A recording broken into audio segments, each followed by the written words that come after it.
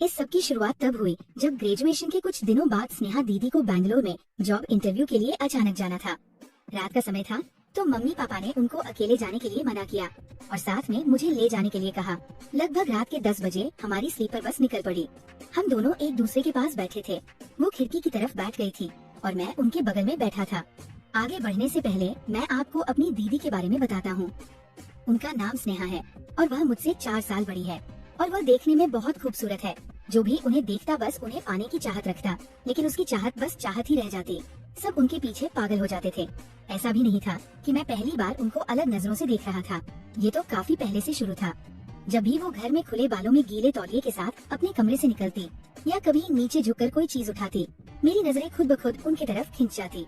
कई बार मैं दरवाजे के पीछे से उन्हें चुपचाप देखता जब वो अपने बाल सुखाते हुए शीशे के सामने खड़ी होती या कपड़े बदल रही होती और खिड़की से हल्का सा पर्दा हटा होता। ये बात उनको भी पता थी कि मैं उनको अलग नजरों से देख रहा हूँ। कई बार वो जानबूझकर ऐसे कपड़े पहनती कि मैं बेचैन हो जाता और खुद को बहुत ही मुश्किल से संभालता। और जब मेरी नजरें उन पर ठहरती तो वो हल्की सी मुस्कान देती, मानो मुझे और उकसा रही हो। कभी कभी जब वो मुझसे बहुत पास से बात करती तो उनकी आंखों में एक अजीब सा इशारा दिखता। ये सब धीरे धीरे और भी स्पष्ट होता चला गया। कभी वो गलती से इतना झुकती कि मुझे सब कुछ साफ साफ दिख जाता, बिल्कुल मेरी आंखों के सामने। कई बार वो छोटे शॉर्ट्स पहनकर इस तरह बैठती कि उनके बीच की झलक भी मुझे मिल जाती। ये सब इतना बार बार होने लगा कि अब ये हादसा नहीं, जानबूझ कर किया गया खेल लगने लगा था। बस चल रही थी और वह कुछ घबराई सी लग रही थी, इसलिए मैंने उनका हाथ हौले से पकड़ा और पूछ लिया, क्या हुआ दीदी? उन्होंने मेरी तरफ देखा और मुस्कुरा कर कहा, कुछ भी नहीं, बस थोड़ा सा टेंशन हो रहा है इंटरव्यू की वजह से। और उसके बाद हम दोनों बातें करने लगे, कैसे उनको उस जॉब की बेहद जरूरत है और वो घर का ख्याल रखना चाहती है। कुछ देर बाद उन्होंने मुझसे पूछा, तेरी कोई गर्लफ्रेंड है और क्या तुमने अभी तक वो सब किया है कि नहीं? मैं थोड़ा झेम गया लेकिन सच बोल दिया, नहीं दीदी, अब तक कोई गर्लफ्रेंड नहीं बनी। थोड़ी देर चुप रहकर वो बोली, मैं भी कॉलेज में किसी लड़के से बात तो होती थी, लेकिन कभी किसी को पास आने नहीं दिया, ना भरोसा हुआ ना मन। थोड़ी देर में बस एक ढाबे के पास रुकी। उन्होंने मेरी ओर थोड़ा झिझकते हुए देखा और धीरे से बोली, मुझे वॉशरूम जाना है पर थोड़ा डर लग रहा है अकेले। मैंने झट से कहा, मैं साथ चलता हूँ दीदी। हम दोनों नीचे उतर गए। अंधेरा था लेकिन ढाबे की रोशनी और कुछ स्ट्रीट लाइट्स थी। वो इधर उधर देखने लगी कि कहाँ जा सकती थी, लेकिन कोई साफ जगह नहीं दिख रही थी। उनके चेहरे पर हल्की घबराहट थी। मैंने पूछा, आप यही रुकिए, मैं देखता हूँ कोई ढंग का कोना मिल जाए तो। कुछ देर बाद मुझे एक कोना मिला जो थोड़ा अंधेरा था और थोड़ी झाड़ियाँ भी थी। मैंने उन्हें इशारे से बुलाया और कहा, यहाँ आ जाइए दीदी, कोई नहीं देखेगा। वो झिझकती हुई वहाँ आई, लेकिन अब भी थोड़ी डरी हुई थी। धीरे से उन्होंने मेरी ओर देखा और बोली, तू यहीं पास में खड़ा रहना, ठीक है? बस थोड़ा सा कॉन्फिडेंस मिलेगा। मैंने मुस्कुराते हुए सिर हिलाया और एकदम पास खड़ा हो गया ताकि वो सुरक्षित महसूस करे। वो नीचे बैठ गई, लेकिन मैंने पीछे मुड़कर देखा तो सब साफ साफ दिख गया। ये सब देखकर मेरी सांसें थम गई। मैंने सोचा, अगर दीदी को पता चला कि मैंने देखा है तो दीदी मुझे कभी माफ नहीं करेगी या गुस्सा हो जाएगी। मैं सांस रोकर खड़ा रहा। थोड़ी देर बाद दीदी उठी तो मैंने झट से नजरें फेर ली, जैसे मैंने कुछ देखा ही ना हो। फिर हम दोनों धीरे धीरे वापस बस की ओर चल पड़े। वापस आकर अपनी सीट पर बैठने के कुछ देर बाद बस फिर से चल पड़ी। थोड़ी देर बाद बस के सारे लाइट्स बंद हो गए। दीदी अब थकी सी लग रही थी और थोड़ा सोना चाहती थी। मैंने खिड़की के पर्दे हल्के से खींच दिए ताकि बाहर से कोई ना देख सके और उन्होंने आराम से अपना सिर सीट के कोने पर टिकाया और आंखें बंद कर ली। कुछ ही देर में उन्होंने धीरे धीरे अपना सिर मेरी तरफ मोड़ लिया और वह मेरे कंधे पर टिक गया। मेरी नजरें तो बस उन्हें ही ऊपर साइड देखी जा रही थी और अब मेरी हाथों ने हरकतें करना शुरू कर दिया। टॉप के ऊपर का बटन खोल दिया, लेकिन उसी समय बस अचानक गड्ढे में उछल गई। एक झटका सा लगा और दीदी की नींद खुल गई। मैंने फौरन अपनी आंखें बंद कर ली, जैसे मैं गहरी नींद में हूँ। उन्होंने मेरी ओर देखा, शायद कुछ महसूस किया, लेकिन कुछ कहा नहीं। बस धीरे से मेरा हाथ अपने सीने से हटाया, अपनी टॉप के बटन को फिर से बंद किया और एक गहरी सांस लेकर दोबारा मेरे कंधे पर सिर रखकर सो गई। सुबह करीब 6 बजे बस बैंगलोर पहुंच गई। बाहर हल्की धुंध और ठंडी हवा थी। हम दोनों ने एक टैक्सी ली और पहले से बुक किए गए एक छोटे से लॉज की तरफ निकल पड़े, जो ऑफिस से ज्यादा दूर नहीं था। लॉज में पहुंचते ही हमने रिसेप्शन से चेक इन किया और अपना एक कमरा लिया। कमरा साधारण था लेकिन साफ सुथरा और प्राइवेट। दोनों ने अपने बैग रखे और फिर दीदी ने कहा, मैं थोड़ा फ्रेश हो जाती हूँ।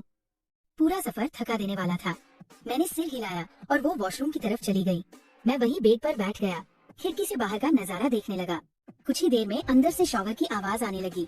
दीदी नहाते वक्त कभी कभी गुनगुनाने लगती थी और उनकी वो धीमी आवाज कमरे में फैल रही थी। मैंने खुद को थोड़ा संयमित किया और टीवी ऑन कर लिया ताकि ध्यान भटके, लेकिन हर गुजरते मिनट के साथ मेरा दिल और दिमाग उन्हीं की तरफ खींच रहा था।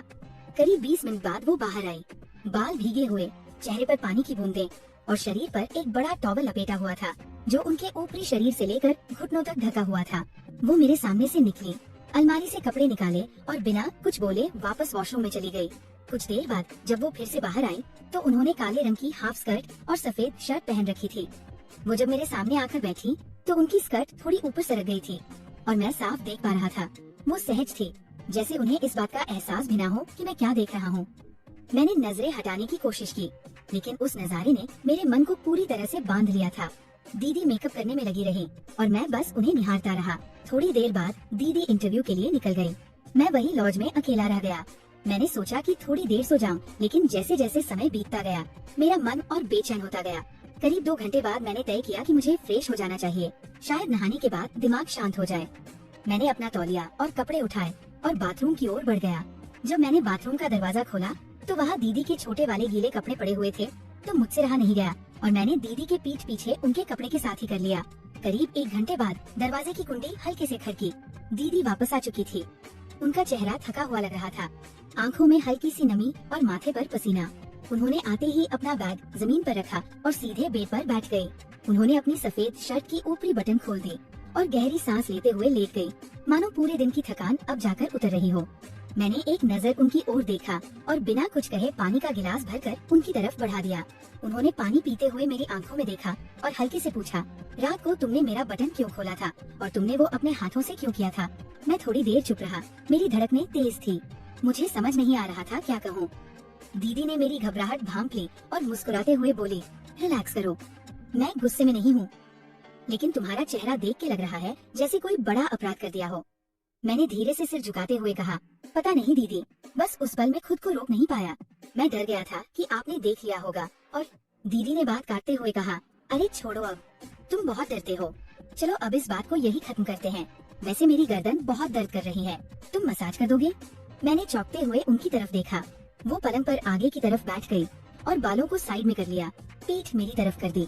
मैंने थोड़ा संकोच के साथ उनके कंधे पर हाथ रखा और धीरे धीरे मसाज शुरू कर दी। कुछ मिनटों बाद उन्होंने अचानक कहा, अगर अच्छा मसाज करना है तो ये शर्ट भी उतार देती हूँ, नहीं तो कपड़े के ऊपर से कुछ महसूस नहीं होता। उन्होंने धीरे से अपनी सफेद शर्ट पूरी तरह खोल दी और उतार कर साइड में रख दी। मैं थोड़ी देर तक बिना बोले देखता रहा, फिर अपने हाथों को उनकी पीठ पर धीरे धीरे फेरते हुए गर्दन और कंधे की मालिश करने लगा। कुछ देर बाद उन्होंने सिर पीछे घुमाकर हल्के से कहा, तुमने कल रात को छुआ था, अच्छी कोशिश थी, तुम चाहो तो वहाँ भी मसाज कर सकते हो। ये सब मेरे लिए किसी सपना जैसा था, मुझे यकीन नहीं हो रहा था कि ये सब सच में हो रहा है। धीरे धीरे मैं उनके करीब गया और कहने लगा, दीदी आप मुझे बहुत ज्यादा थकी हुई लग रही हो, अगर आप बुरा न मानो तो क्या मैं अच्छे से मसाज कर सकता हूँ? दीदी ने मेरी आंखों में देखा, थोड़ी देर चुप रही, फिर गहरी सांस लेते हुए बोली, हाँ अगर यही तुम्हारी सच्ची ख्वाहिश है तो मैं मना नहीं करूँगी। मैं चाहती हूँ कि तुम्हें मुझसे कुछ भी छुपा ना रहे। उनके शब्द सुनकर मेरे अंदर एक तूफान सा उठ खड़ा हुआ। मैं भी मसाज करने लगा। मसाज करते करते दीदी को बहुत तेज दर्द हुआ तो वो रोने लगी और आंखों में आंसू आ गए थे। मैंने धीरे से उनका हाथ पकड़ा। सॉरी दीदी, मुझे नहीं पता था इतना दर्द होगा। उन्होंने मेरी तरफ देखा, जबरदस्ती मुस्कुराने की कोशिश की। मैं जानती हूँ हम दोनों पहली बार मसाज कर रहे हैं, लेकिन ये इतना आसान नहीं होता। कुछ देर वो चुप रहे, लेकिन उन्होंने खुद को संभाल लिया था। फिर वो चुपचाप तकिए पर सिर रख कर लेट गई और मेरी ओर देखा। आज नहीं, लेकिन मैं वादा करती हूँ जब मेरा शरीर और मन दोनों तैयार होंगे, मैं तुम्हारे हर सपने को पूरा करूँगी। मैंने कुछ नहीं कहा, बस वही लेट गया। दीदी ने धीरे से मेरी तरफ देखा और मुस्कुराते हुए फुसफुसाई, शांत हो जाओ, मैं जानती हूँ तुम्हें क्या चाहिए। उसके बाद दीदी ने भी मसाज करना शुरू कर दिया और तब तक करती रही तब तक मसाज का तेल खत्म भी हो गया और बाद दीदी भी वही लेट गई। फिर हल्के से फुसफुसाई स्वाद तो कुछ अलग ही था। मैं शर्मा गया, लेकिन दीदी की आंखों में शरारती चमक थी। बैंगलोर से आने के बाद मेरी खुशी का कोई ठिकाना नहीं रहा था और मुझे जब भी मौका मिलता मैं दीदी की मसाज कर देता। दोस्तों, कहानी आपको कैसी लगी कमेंट में जरूर बताना और वीडियो को एक लाइक करके चैनल को सब्सक्राइब शेखर वॉइस कर लीजिए। मिलते हैं अगली कहानी में, तब तक के लिए धन्यवाद।